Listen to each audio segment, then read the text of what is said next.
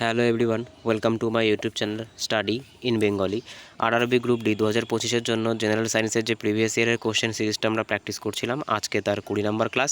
এর আগে টোটাল আমরা 19টা ক্লাস কমপ্লিট করেছি। তোমরা এখনও যারা সেই ক্লাসগুলো দেখোনি, আমি ডেসক্রিপশানে লিঙ্ক দিয়ে রাখবো, সেখান থেকে তোমরা গিয়ে দেখে নিতে পারো। তাহলে চলো দেরি না করে শুরু করা যাক। আজকের প্রথম প্রশ্ন, বেগ পরিবর্তনের হারকে কি বলা হয়ে থাকে? দেখো, বেগ পরিবর্তনের হারকে কি বলা হয়ে থাকে?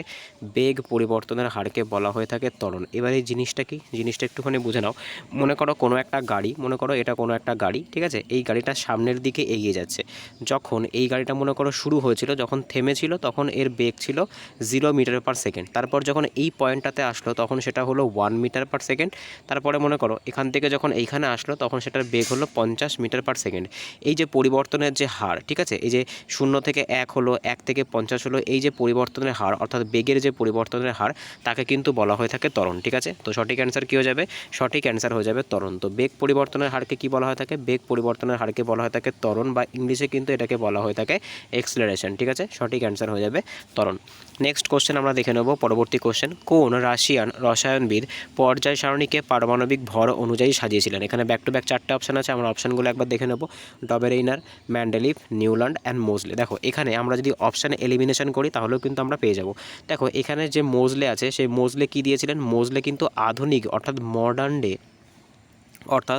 মডার্ন ডে যে পিরিয়ডিক টেবিল ছিল, সেই মডার্ন ডে পিরিয়ডিক টেবিল কিন্তু হেনরি মোজলে দিয়েছিলেন, তাই এটা কিন্তু সঠিক অ্যান্সার হবে না। তারপর নিউল্যান্ড কী দিয়েছিলেন? নিউল্যান্ড কিন্তু অক্ট্যাভ ল দিয়েছিলেন, অর্থাৎ এখানে কিন্তু তিনি মৌলগুলিকে সপ্তম যে গানের সুর আছে, সপ্তম সুর অনুযায়ী কিন্তু সাজিয়েছিলেন, তাই নিউল্যান্ডে কিন্তু সঠিক অ্যান্সার হবে না। এবার যে ডোবেরাইনার আছে, সেই ডোবেরাইনার কী দিয়েছিলেন? ডোবেরাইনার কিন্তু 3টে মৌল নিয়ে একটা গ্রুপ তৈরি করেছিলেন, যেটাকে কিন্তু নাম দিয়েছিলেন ট্রায়োড, তাই ডোবেরাইনারও কিন্তু সঠিক অ্যান্সার হবে না। আমাদের সঠিক অ্যান্সার কী হয়ে যাবে? আমাদের সঠিক অ্যান্সার হয়ে যাবে কিন্তু মেন্ডেলিভ। ঠিক আছে, দিমিত্রি মেন্ডেলিভ।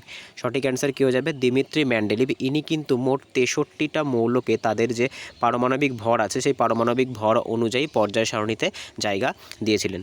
নেক্সট কোশ্চেন আমরা দেখে নেব। আজকে 3 নম্বর কোশ্চেন কী বলেছে? নিম্নলিখিত কার ধনাত্মক আয়ন থাকে? দেখো, এর ভেতর থেকে নিম্নলিখিত যে 4টে অপশান দিয়েছে, অপশানগুলো একবার আমরা দেখে নেব। অ্যামোনিয়াম আছে, হাইড্রোক্সাইড আছে, নাইট্রেট আছে, আর সালফেট আছে। এই যে 4টে যৌগের কথা এখানে দিয়েছে, এর ভেতরে কোনটার পজিটিভ আয়ন থাকে? ঠিক আছে, অর্থাৎ পজিটিভ আয়ন কার থাকে? তো সঠিক অ্যান্সার হয়ে যাবে কিন্তু অ্যামোনিয়াম। ঠিক আছে, অ্যামোনিয়ামের কিন্তু পজিটিভ আয়ন থাকে। বাদবাকি যে কটা দেখতে পাচ্ছ সবার কিন্তু নেগেটিভ আয়ন থাকে, একমাত্র অ্যামোনিয়ামের কিন্তু পজিটিভ আয়ন থাকে, তাই সঠিক অ্যান্সার হয়ে যাবে অ্যামোনিয়াম। নেক্সট কোশ্চেন আমরা দেখে নেব। পরবর্তী কোশ্চেন কি বলেছে?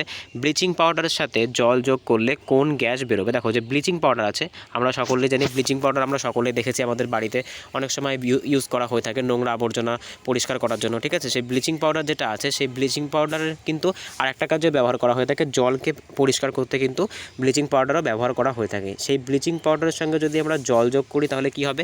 দেখো, ব্লিচিং পাউডারের সঙ্গে জল যোগ করলে কোন গ্যাসটা বেরোবে? এখানে ব্যাক টু ব্যাক 4টে অপশান দিয়েছে, অক্সিজেন, হাইড্রোজেন, ক্লোরিন আর কার্বন ডাইঅক্সাইড। সঠিক অ্যান্সার কী হয়ে যাবে? সঠিক অ্যান্সার হয়ে যাবে কিন্তু হাইড্রোজেন। যদি আমরা ব্লিচিং পাউডারের সাথে জল যোগ করি তাহলে সেক্ষেত্রে কিন্তু হাইড্রোজেন গ্যাস নির্গত হবে। নেক্সট কোশ্চেন আমরা দেখে নেব। আজকের 5 নম্বর কোশ্চেন কি বলেছে? উদ্ভিদের কোন কলা কোষ বিভাজনে সাহায্য করে? দেখো, উদ্ভিদের যে কোষ বিভাজন, অর্থাৎ উদ্ভিদ যখন ছোট থাকে, অর্থাৎ বীজ থেকে প্রথমে চারা গাছ, তারপর চারা গাছ থেকে যখন উদ্ভিদটা অনেক বড় হয়ে যায়, এই যে উদ্ভিদটা বড় হয়েছে, এক্ষেত্রে কি হয়? এক্ষেত্রে কিন্তু উদ্ভিদের যে কলাগুলো থাকে, অর্থাৎ উদ্ভিদের যে টিস্যুগুলো থাকে, সেগুলো কিন্তু ডিভিশন হয়, অর্থাৎ সেল ডিভিশন হয়। সেই সেল ডিভিশন হয়ে কিন্তু উদ্ভিদ অনেক বড় হয়। ঠিক যেরকম মানুষের যেরকম হয়ে থাকে, সেল ডিভিশন হয়ে মানুষ আস্তে আস্তে বড় হয়, একটা বাচ্চার থেকে একটা পূর্ণাঙ্গ মানুষ হয়, ঠিক সেই রকম করে কিন্তু উদ্ভিদের ক্ষেত্রেও সেটা হয়ে থাকে। এইবার এই যে কোষ বিভাজনে কোনটা সাহায্য করে, আমরা একবার অপশানগুলো দেখে নিই। অপশানগুলো কী দিয়েছে? মেরিস্টেম দিয়েছে, অক্সিন দিয়েছে, ভাস ডিফারেন্স দিয়েছে, আর নান অফ দ্য অ্যাভাব দিয়েছে। তো সঠিক অ্যান্সার কী হয়ে যাবে? সঠিক অ্যান্সার হয়ে যাবে কিন্তু মেরিস্টেম। ঠিক আছে, মেরিস্টেম যে টিস্যুগুলো আছে উদ্ভিদের ক্ষেত্রে, মেরিস্টেম যে টিস্যুগুলো আছে, সেই টিস্যুগুলো কিন্তু উদ্ভিদের যে কোষ বিভাজন আছে, উদ্ভিদের সেই কোষ বিভাজনে সাহায্য করে কিন্তু এই মেরিস্টেম টিস্যুগুলো। নেক্সট কোশ্চেন আমরা দেখে নেব। আজকে 6 নম্বর কোশ্চেন কি বলেছে? যদি একটি লেন্সের ফোকাস দৈর্ঘ্য +15 হয় তাহলে সেটি কেমন লেন্স? দেখো, এই যে +15 কথাটা আছে, এই কথাটাই কিন্তু তোমাদেরকে হিন্ট দিচ্ছে। কি হিন্ট দিচ্ছে? দেখো, আমি তোমাদেরকে আগেও বলেছি, যদি পজিটিভ থাকে, অর্থাৎ যদি কোনো লেন্সের ফোকাস দৈর্ঘ্য পজিটিভ হয়, সেক্ষেত্রে কিন্তু লেন্সটা হয়ে থাকে উত্তল। ঠিক আছে, আর যদি ফোকাস দৈর্ঘ্য নেগেটিভ হয়, সেক্ষেত্রে কিন্তু লেন্সটা হয়ে থাকে অবতল। তাই আমরা কিন্তু একদম কুইক অ্যান্সার দিতে পারবো এখানে এই +15টা দেখে। তো +15 যে লেন্সের ফোকাস দৈর্ঘ্য সেটা কেমন ধরনের লেন্স হয়ে যাবে? তো সঠিক অ্যান্সার হয়ে যাবে কিন্তু অবতল লেন্সের ক্ষেত্রে কিন্তু ফোকাল দৈর্ঘ্য নেগেটিভ হয়ে থাকে, আর এখানে কিন্তু পজিটিভ দিয়েছে অর্থাৎ +15, অর্থাৎ সঠিক অ্যান্সার হয়ে যাবে কিন্তু উত্তল লেন্সের কিন্তু যে ফোকাস দৈর্ঘ্য সেটা কিন্তু পজিটিভ হয়ে থাকে, আর অবতল দর্পণের ক্ষেত্রে কিন্তু সেটা নেগেটিভ হয়ে থাকে। নেক্সট কোশ্চেন আমরা দেখে নেবো আজকে 7 নম্বর কোশ্চেন কী বলেছে, একটি শব্দের কম্পাঙ্ক 2000 হার্টজ ও তরঙ্গ দৈর্ঘ্য 0.5 সেন্টিমিটার হলে তরঙ্গ বেগ কত হবে? দেখো তরঙ্গ বেগ বের করার যে ফর্মুলাটা আছে সেই ফর্মুলাটা সবার প্রথম তোমরা লিখে নাও। দেখো যে তরঙ্গ বেগ আছে সেই তরঙ্গ বেগ বের করতে গেলে কি করতে হবে? তরঙ্গ বের করতে গেলে কিন্তু আমাদের কম্পাঙ্কের সাথে, ঠিক আছে, যে কম্পাঙ্ক বা ফ্রিকোয়েন্সি থাকবে তার সাথে কিন্তু আমাদের যে তরঙ্গ দৈর্ঘ্য আছে, ঠিক আছে, যে তরঙ্গ দৈর্ঘ্য আছে সেই তরঙ্গ দৈর্ঘ্যকে কিন্তু গুণ করতে হবে। তাই আমরা যদি এখানে দেখি, দেখো এখানে যে কম্পাঙ্ক আছে, আমরা কম্পাঙ্ক কত পেয়েছিলাম? আমরা কম্পাঙ্ক কিন্তু পেয়েছিলাম 2000 হার্টজ, ঠিক আছে। আর তরঙ্গ দৈর্ঘ্য অর্থাৎ ভেলোসিটি তরঙ্গ বেগ এটাকে আমরা WV বলতে পারি, ঠিক আছে, ওয়েভ ভেলোসিটি বলতে পারি। ওয়েভ ভেলোসিটি বের করতে গেলে কি করতে হবে? না ওয়েভ ভেলোসিটি বের করতে গেলে কিন্তু ফ্রিকোয়েন্সি অর্থাৎ F ইন্টু কত করতে হবে? না WV করতে হবে। WS ধরে নাও, SWS মানে ধরে নাও তরঙ্গের যে স্পিড, ঠিক আছে, ওয়েভ যে স্পিড, তো সেটাকে কিন্তু গুণ করতে হবে। তাহলে সঠিক আনসার কী হয়ে যাবে? আমাদের কিন্তু এর সঙ্গে 0.35কে গুণ করতে হবে। এবার যদি আমরা 0.35কে গুণ করি তাহলে এখান থেকে দুটো জিরো এখানে আসবে, এটা দিয়ে এটাকে কেটে যাবে, আলটিমেটলি অ্যান্সার কিন্তু হয়ে যাবে 700, ঠিক আছে। এবার দেখো এই যে এটা কিন্তু কি বলেছে, এটা কিন্তু তরঙ্গ বেগ চেয়েছে, আর বেগের একক কী হয়ে থাকে? বেগের একক কিন্তু সেক্ষেত্রে হয়ে যাবে আমাদের মিটার পার সেকেন্ড, ঠিক আছে, মিটার পার সেকেন্ড কিন্তু সঠিক অ্যান্সার হয়ে যাবে। তাই আমাদের পুরো কোশ্চেনের সঠিক অ্যান্সার কী হয়ে যাবে? পুরো কোশ্চেনের সঠিক অ্যান্সার হয়ে যাবে কিন্তু 700 metre per second. Next question আমরা দেখে নেবো আজকের 8 নম্বর কোশ্চেন কী বলেছে, উত্তল লেন্সের ফোকাস দৈর্ঘ্য কেমন হয়ে থাকে? দেখো একটু আগে তোমাদেরকে আমি বললাম এই যে কোশ্চেনটা আছে এই কোশ্চেনের অ্যান্সার তোমরা আমাকে কমেন্টে জানাবে যে উত্তল লেন্সের ফোকাস দৈর্ঘ্য কেমন হয়ে থাকে। এটা তোমাদের জন্য একটা HW থাকছে, এটা তোমরা কিন্তু আমাকে অবশ্যই কমেন্টে জানাবে।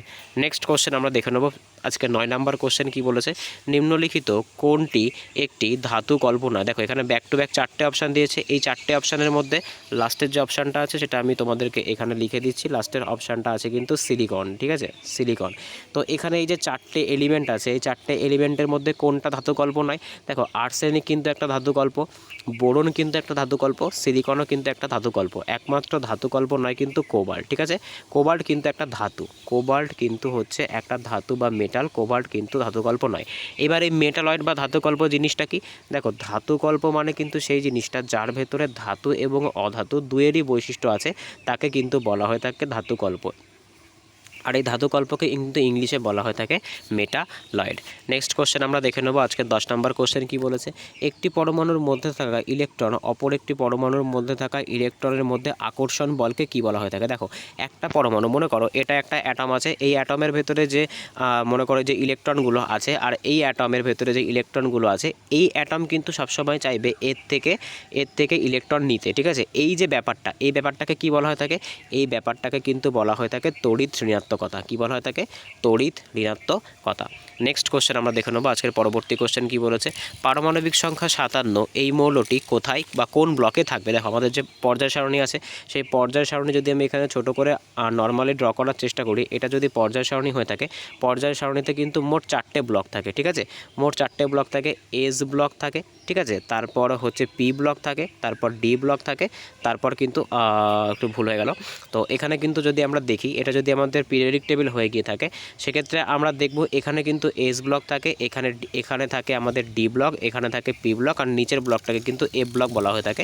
এফ ব্লকের মধ্যে দুটো গ্রুপ থাকে আমরা জানি, একটাকে বলে ল্যান্থানাইড গ্রুপ আর একটাকে বলে অ্যাক্টানাইড গ্রুপ। এখানে কি বলেছে যে পারমাণবিক সংখ্যা 57 এই যে মৌলটা এটা আমাদের যে পর্যায় সারণীর কোন গ্রুপে থাকবে? এটা কিন্তু পর্যায় সারণীর ডি ব্লকে থাকবে, ঠিক আছে, পর্যায় সারণীর ডি ব্লকে কিন্তু এই এলিমেন্ট 57 এটা কিন্তু থাকবে।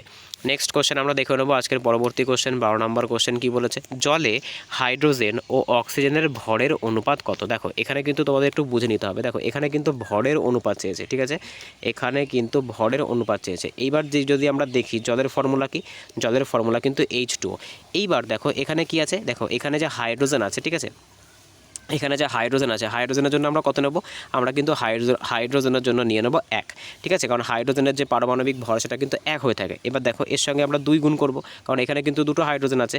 আর এখানে হচ্ছে অক্সিজেন, অক্সিজেনের জন্য আমরা কত নেব? দেখো অক্সিজেনের যে পারমাণবিক ভর সেটা কত হয়ে থাকে? সেটা কিন্তু হয়ে থাকে 16, ঠিক আছে। তাই আমরা যদি এখানে দেখি তাহলে কত দেখব? 2:16, অর্থাৎ আলটিমেটলি কত হয়ে যাবে? আলটিমেটলি হয়ে যাবে কিন্তু 1:8 যদি আমরা কাটাকুটি করি, ঠিক আছে। কী হয়ে যাবে? হয়ে যাবে কিন্তু 1:8। তাই সঠিক অ্যান্সার কী হয়ে যাবে? সঠিক অ্যান্সার কিন্তু আমাদের হয়ে যাবে 1:8। অর্থাৎ এই যে অপশানটা আছে, অপশান এ যেটা আছে সেটা কিন্তু হাইড্রোজেন আর অক্সিজেনের ভরের অনুপাত হয়ে যাবে, ঠিক আছে। হাইড্রোজেন আর যে অক্সিজেনের যে ভরের অনুপাত সেটা কত হয়ে যাবে? সেটা কিন্তু হয়ে যাবে 1:8 জলের ভেতরে। কিন্তু এটা অন্যান্য ক্ষেত্রে কিন্তু মনে করো অন্যান্য এমন কোনো মৌল যার ভেতরে হাইড্রোজেন, এমন কোনো যৌগ যার ভেতরে হাইড্রোজেন আর অক্সিজেন আছে, সেক্ষেত্রে কিন্তু আমরা এই অনুপাতটাকে আলাদা আলাদা দেখতে পারবো। নেক্সট কোশ্চেন আমরা দেখে নেবো। পরবর্তী কোশ্চেন কী বলেছে? 12 ওহম, এখানে একটু প্রিন্টিং মিস্টেক আছে, এটা হয়ে যাবে রোধ, ঠিক আছে, এটা হয়ে যাবে রোধ। 12 ওহম রোধযুক্ত একটি পরিবাহীর মধ্যে দিয়ে 1 মিনিটে 1 অ্যাম্পিয়ার যদি কারেন্ট প্রবাহিত হয় তাহলে তড়িৎ আধানের পরিমাণ কত? দেখো কি বলেছে? তড়িৎ আধানের পরিমাণ। এবার আমরা কি জানি? আধান সমান সমান কী হয়ে থাকে? অর্থাৎ আধান সমান কিন্তু হয়ে থাকে কিউ, অর্থাৎ কিউ ইকুয়ালস টু কিন্তু হয়ে থাকে আই, অর্থাৎ কারেন্ট ইন্টু টি। এবার আমরা কি দেখলাম? এবার কিন্তু আমরা দেখলাম এই যে ফর্মুলাটা আছে, এই ফর্মুলাটাকে যদি আমরা এইখানে লিখি যে কিউ ইকুয়ালস টু কিন্তু হয়ে থাকে আই ইন্টু টি। এইবার দেখো যে সময় যেটা দিয়েছে, টাইম যেটা দিয়েছে, টাইম কত দিয়েছে? টাইম কিন্তু দিয়েছে 1 মিনিট। তোমাদেরকে আমি আগেও বলেছি যখনই ইলেকট্রিসিটির অঙ্ক করবে এটাকে কিন্তু সবসময় তোমাদেরকে সেকেন্ডে কনভার্ট করে নিতে হবে। তাহলে 1 মিনিট সমান সমান কত সেকেন্ড হয়ে থাকে? 1 মিনিট সমান সমান কিন্তু 60 সেকেন্ড হয়ে থাকে। আর কারেন্ট কত বলেছিল? কারেন্ট কিন্তু বলেছিল 1 অ্যাম্পিয়ার, অর্থাৎ 60 গুণ 1 অর্থাৎ 60 কুলাম। এটা কিন্তু আমাদের সঠিক অ্যান্সার হয়ে যাবে, ঠিক আছে। 60 কুলাম কিন্তু সঠিক অ্যান্সার হয়ে যাবে। অনেকে কিন্তু এই যে 12 ওহম যে রোধের কথা বলা আছে, এটা দেখে কিন্তু অনেকে ঘাবড়ে যাবে, কিন্তু এই যে রোধটা আছে এই রোধের কিন্তু এখানে কোনো কাজই নেই। তাই আমাদের সঠিক অ্যান্সার কী হয়ে যাবে? আমাদের সঠিক অ্যান্সার হয়ে যাবে কিন্তু 60 কুলাম। নেক্সট কোশ্চেন আমরা দেখে নেবো। আজকের 14 নম্বর কোশ্চেন কী বলেছে? 5 কেজি ভরের একটি বস্তুকে মাটি থেকে 20 মিটার উঁচুতে নিয়ে গেলে কৃতকার্যের পরিমাণ কত হবে যখন জি এর মান 10 মিটার পার সেকেন্ড স্কোয়ার আছে? দেখো এখানে একটু অঙ্কটা দেখবে।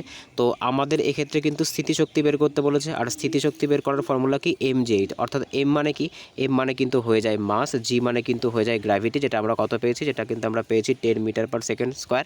আর এইচ মানে কিন্তু হাইট, অর্থাৎ কত হাইটে আমরা নিয়ে গেছি। তো আমরা ডেটাগুলো আরেকবার দেখে নেব, ঠিক আছে। তো আমরা কি দেখতে পেলাম? যে আমাদের কত আছে, আমরা প্রথমে এখানে ফর্মুলাটা লিখব। আমরা দেখতে পেলাম মাস কত বলেছে? মাস বলেছে 5 কেজি, গ্র্যাভিটেশন বলেছে 10, আর হাইট কত বলেছে? হাইট বলেছে 20। আমরা যদি এখানে ক্যালকুলেশন করি তাহলে আমরা দেখতে পাবো কত? আমাদের 5 এখানে কিন্তু হয়ে যাবে 5 দুগুণে 10, অর্থাৎ 1000 জুল, ঠিক আছে। মনে রাখবে সবসময় স্থিতিশক্তি বা কার্যের যে ইউনিট যেটা হয়ে থাকে সেটা কিন্তু কার্যকে সবসময় জুল ইউনিটে প্রকাশ করা হয়ে থাকে। তাই আমাদের সঠিক অ্যান্সার কী হয়ে যাবে? সঠিক অ্যান্সার হয়ে যাবে কিন্তু 1000 জুল। নেক্সট কোশ্চেন আমরা দেখে নেব। 15 নম্বর কোশ্চেন কী বলেছে? বল ও সরণের মধ্যে কত ডিগ্রি কোণ হলে কাজ ঋণাত্মক হয়ে থাকে? দেখো এই যে কোশ্চেনটা আছে, এই ধরনের কোশ্চেন কিন্তু তোমরা প্রচুর দেখতে পাবে। আমি যদি তোমাদেরকে বলি, তোমাদেরকে 3টে জিনিস বলতে, সেটা তোমরা মনে রাখবে। যদি বল এবং সরণের মধ্যে 0 ডিগ্রি কোণ হয়ে থাকে সেক্ষেত্রে কিন্তু কার্য কী হয়ে থাকে? সেক্ষেত্রে কিন্তু কার্য হয়ে থাকে 0, ঠিক আছে। যদি বল আর সরণের মাঝখানে কোণটা যদি তোমার 0 থেকে 90-এর মধ্যে হয়ে থাকে সেক্ষেত্রে কিন্তু কাজটা হয়ে থাকে ধনাত্মক, সেক্ষেত্রে কিন্তু কাজটা হয়ে থাকে ধনাত্মক। আর যদি সেটা 90 থেকে 180 পর্যন্ত হয়ে থাকে সেক্ষেত্রে কিন্তু কাজটা হয়ে যাবে ঋণাত্মক, ঠিক আছে, কাজটা হয়ে যাবে ঋণাত্মক। তাই আমরা এখানে সর্বোচ্চ সীমাটাকে ধরবো। তাই আমাদের সঠিক অ্যান্সার কী হয়ে যাবে? আমাদের সঠিক অ্যান্সার হয়ে যাবে কিন্তু বল আর সরণের মধ্যে যদি 180 ডিগ্রি অ্যাঙ্গেল তৈরি হয় সেক্ষেত্রে কিন্তু আমাদের কাজটা কী হয়ে যাবে? কাজটা কিন্তু নেগেটিভ বা ঋণাত্মক হয়ে যাবে। নেক্সট কোশ্চেন আমরা দেখে নেব। তো আমাদের সঠিক অ্যান্সার কী হয়ে যাবে? আমাদের সঠিক অ্যান্সার হয়ে যাবে কিন্তু 180 কিন্তু 180 ডিগ্রি আমাদের সঠিক অ্যান্সার হয়ে যাবে। নেক্সট কোশ্চেন আমরা দেখে নেব। 16 দাগের কোশ্চেনটা কি বলছে? একটি উঁচু নিচু রাস্তায় যানবাহনের গতিবেগ কেমন হবে? মনে করো এটা একটা উঁচু নিচু রাস্তা, এখান দিয়ে যদি কোনো যানবাহন যায়, এই এবড়ো খেবড়ো রাস্তা হওয়ার জন্য কিন্তু একে বারবার তার বেগটাকে পাল্টাতে হবে, ঠিক আছে। আর বেগ পাল্টানোর হারকে আমরা কি বলে? আমরা একদম প্রথম প্রশ্ন দেখেছি, বেগ পাল্টানোর হারকে কিন্তু ত্বরণ বলা হয়ে থাকে। এক্ষেত্রে এই যে ত্বরণটা হবে সেই ত্বরণটা কেমন ত্বরণ হবে? অসম ত্বরণ হবে, অর্থাৎ অসমান হবে, সম অর্থাৎ সমান হবে, রৈখিক অর্থাৎ সরল রেখায় হবে, নাকি বৃত্তীয় নাকি গোলাকার হবে? তো সঠিক অ্যান্সার কী হয়ে যাবে? সঠিক অ্যান্সার কিন্তু হয়ে যাবে অসম ত্বরণ, ঠিক আছে। অসম ত্বরণ কেন হবে? তোমাদেরকে আমি আগেও বলেছি যে অসম ত্বরণ কেন হবে। যদি এই রাস্তাটা এবড়ো খেবড়ো হয়ে থাকে সেক্ষেত্রে কিন্তু গাড়িটা তার নর্মাল স্পিডে যেতে পারবে না, ঠিক আছে। সেক্ষেত্রে কিন্তু তার এই যে স্পিডটা আসে সেই স্পিডটা কিন্তু বারবার ব্রেক হবে। মনে করো কখনো 1 থেকে 5 মিটার যাবে, 5 থেকে কখনো 10-এ যাবে, 10 থেকে কিন্তু আবার 0-তেও চলে আসতে পারে। এই যে ব্যাপারটা আছে এটা কিন্তু সমান হচ্ছে না, অসমান হচ্ছে, সেই কারণের জন্য কিন্তু আমাদের সঠিক অ্যান্সার হয়ে যাবে অসম ত্বরণ। নেক্সট কোশ্চেন আমরা দেখে নেব কি বলেছে। দেখো এখানে বলেছে 1100 ওয়াট ক্ষমতা সম্পন্ন একটি মোটরকে, এখানে একটু এই যে সিরিজটাতে একটু মিস্টেক আছে, 1100 ওয়াট ক্ষমতা সম্পন্ন একটি মোটরকে 220 ভোল্ট জেনারেটরের সঙ্গে যুক্ত করলে বিদ্যুৎ উৎপাদন কত হবে। দেখো এই যে বিদ্যুৎ চেয়েছে আমাদের, সবার প্রথম কিন্তু আমাদের ফর্মুলাটা মনে রাখতে হবে। দেখো পাওয়ার ইকুয়ালস টু কিন্তু হয়ে থাকে আই ইন্টু কত হয়ে থাকে, আই ইন্টু ভি, এটা কিন্তু পাওয়ারের ফর্মুলা হয়ে থাকে, অর্থাৎ ক্ষমতা বের করার ফর্মুলা হয়ে থাকে। এইবার আমরা কি জানি, আমরা কিন্তু জানি আমাদের যে পাওয়ার সেটা কত দিয়েছে, পাওয়ার কিন্তু দিয়েছে 1100 ওয়াট, ঠিক আছে। আমাদের আই অর্থাৎ কারেন্ট কিন্তু আমাদের বের করতে হবে, আর বিভব পার্থক্য কত বলেছে, বিভব পার্থক্য কিন্তু বলেছে 220 ভোল্ট। এইবার এই যে 220 ভোল্ট যেটা আছে এটাকে কিন্তু আমরা নিচে এখানে নিয়ে আসবো, তাহলে আমরা কারেন্টের মানটা কিন্তু পেয়ে যাব। 220 এখানে আমরা নিয়ে আসলাম, যখন আমরা এখানে নিয়ে আসলাম তাহলে আমাদেরকে এখান থেকে এটা সরিয়ে ফেলতে হবে, ঠিক আছে। এইবার দেখো এবার এদিকে খেয়াল করো, তাহলে এটা দিয়ে এটা কেটে যাবে, এটা দিয়ে যদি আমরা এটাকে কাটি তাহলে কিন্তু হয়ে যাবে 5। তো আমাদের সঠিক অ্যান্সার কী হয়ে যাবে, 5 অ্যাম্পিয়ার কিন্তু সঠিক অ্যান্সার হয়ে যাবে, ঠিক আছে। বোঝা গেল কি বললাম। এইবার দেখো এই যে অঙ্কটা আছে যেটা প্রথমে করেছিলাম, এই যে 12 ওহম রোধযুক্ত একটি পরিবাহীর মধ্যে দিয়ে 1 মিনিটে এটা 1 সেকেন্ড, এই যে অঙ্কটা আছে আমার মনে হচ্ছে এই অঙ্কটাতে একটু কনফিউশন থাকতে পারে তোমাদের, আমি এটা একটু তোমাদেরকে আরেকবার বলে দিচ্ছি। এই যে অঙ্কটা 1 সেকেন্ড, এই যে অঙ্কটা, ঠিক আছে। দেখো কি বলেছে 12 ওহম, এখানে একটু প্রিন্টিং মিস্টেক আছে, আমি আগেও বলেছি, এটা কিন্তু হয়ে যাবে রোধ, ঠিক আছে, এটা হয়ে যাবে রোধ।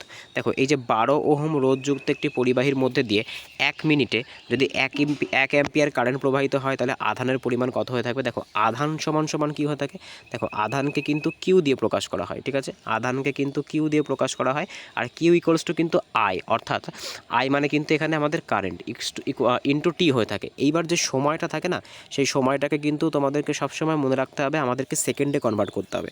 এবার দেখো কত সময় বলেছিল, আমাদের কিন্তু বলেছিল 1 মিনিট সময়, আর 1 মিনিট সমান সমান কত হয়ে থাকে, 1 মিনিট সমান সমান কিন্তু হয়ে থাকে 60 সেকেন্ড। আমরা কিন্তু এই 60 সেকেন্ডকে নিয়েই অঙ্ক করব। আচ্ছা এবার যদি আমরা পরের স্টেপে যাই তাহলে কী হবে, পরের স্টেপে গেলে আমরা দেখতে পাবো আমাদের যে ফর্মুলাটা, সেই ফর্মুলাটা যদি আমরা লিখি যে কিউ ইকুয়ালস টু কিন্তু হয়ে থাকে আই ইন্টু টি।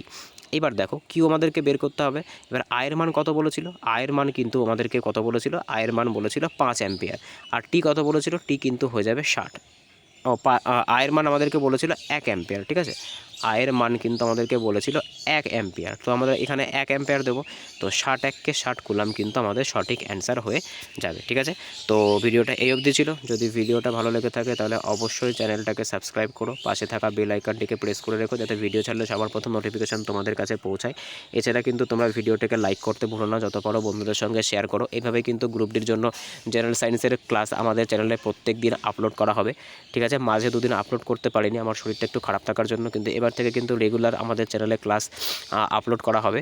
তো সঙ্গে থেকো, পাশে থেকো, দেখা হচ্ছে পরের ভিডিওতে, বাই।